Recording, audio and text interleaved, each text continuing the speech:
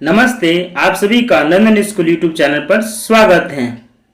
खगोल शास्त्रियों को शुक्र ग्रह के वायुमंडल में एक गैस मिली है जो वहां जीवन होने का संकेत दे रही है। संभावना जताई गई है कि हो सकता है शुक्र ग्रह के बादलों में सूक्ष्म जीव तैर रहे हैं।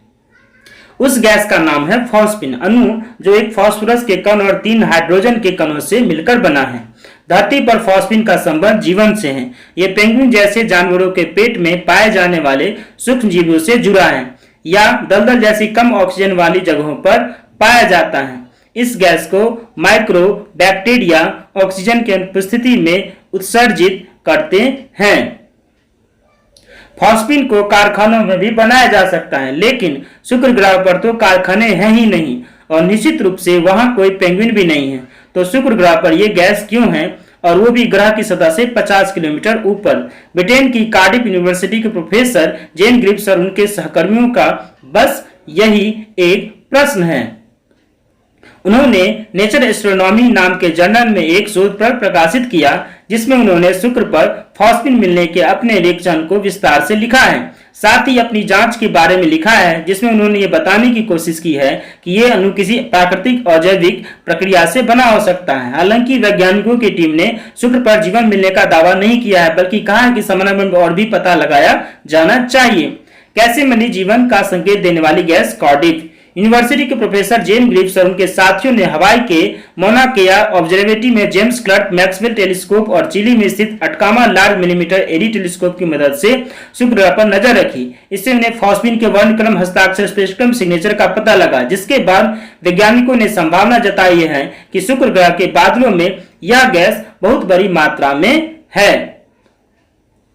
शुक्र ग्रह के बारे में अब तक जो भी जानकारी है और वहां जो स्थितियां, उसे देखते हुए फॉस्फिन की जितनी मात्रा वहां मिली है, उससे अभी तक कोई भी फॉस्फिन की अजैविक प्रक्रिया का पता नहीं लगा पाया है। इसका मतलब कि वहां जीवन की संभावना पर विचार किया जा सकता है। प्रोफेसर जेन ग्रिप्स ने कहा, अपने पूरे कैरियर में मेरी ब्रह्मांड में कहीं भी जीवन खोजने में रुचि रही है, इसलिए मुझे इस संभावना के बारे में ही सोचकर अच्छा लग रहा है।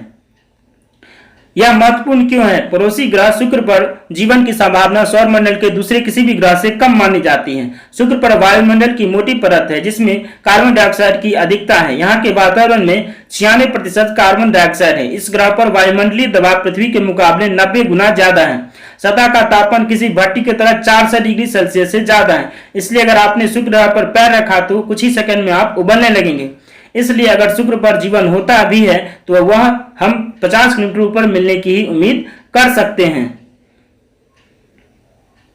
जीवन होने की संभावना कम क्यों है? बादलों की वजह से वहां घने बादल, जिनमें 75 से 95% सल्फ्यूरिक एसिड है, जो उन जैविक कोशिकीय रचनाओं के लिए घातक है जिससे पृथ्वी पर रहने वाले जीव बने हैं। हालांकि वैज्ञानिकों का कहना है कि अगर वहां सूक्ष्म जीव है तो उन्हें सल्फ्यूरिक एसिड से बचने के लिए किसी तरह का कवच बनाना होगा।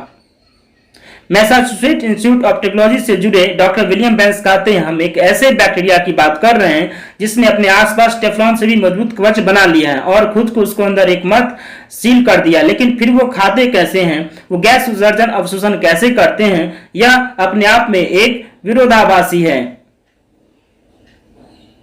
शुक्र पर जीवन है या नहीं, इस सवाल का जवाब जानने के लिए वहां किसी को भेजना होगा। अमेरिका की अंतरिक्ष एजेंसी नासा ने वैज्ञानिकों से कहा है कि वो 2030 के दशक में एक संभावित अभियान भेजने की योजना पर काम करें। इस तरह के अभियान नासा की ओर से भेजे गए सबसे सक्षम और सबसे महंगे अभियान होते हैं। इस मामले में एक उपकरण से सज्जित गुब्बारा भेजने पर विचार किया जा रहा है, जो शुक्र के बादलों के बीच से गुजरेगा। टीम के सदस्य सारा सेगर ने कहा कि रूस ने 1985 में अपना वेगा बलून भेजा था, जिसे सल्फ्यूरिक एसिड से बचाने के लिए आसपास टेफ्लॉन लगा दिए गए थे। वह कहती है, हम वहां बिल्कुल जा सकते हैं और बूंदों को जमा कर उनका अध्ययन कर सकते हैं। इसके साथ ही हम एक माइक्रोस्कोप भी ले जा सकते हैं, जिससे वहां जीवन को देखने की कोशिश कर सकते हैं।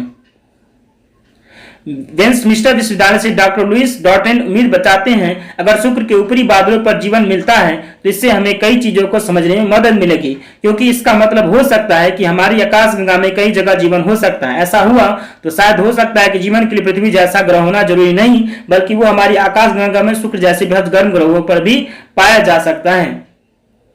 अगर आपको यह जानकर उपयोगी लगी हो तो कृपया नंदन स्कूल चैनल को सब्सक्राइब करें, लाइक करें और कमेंट करें और वीडियो को शेयर करें। धन्यवाद।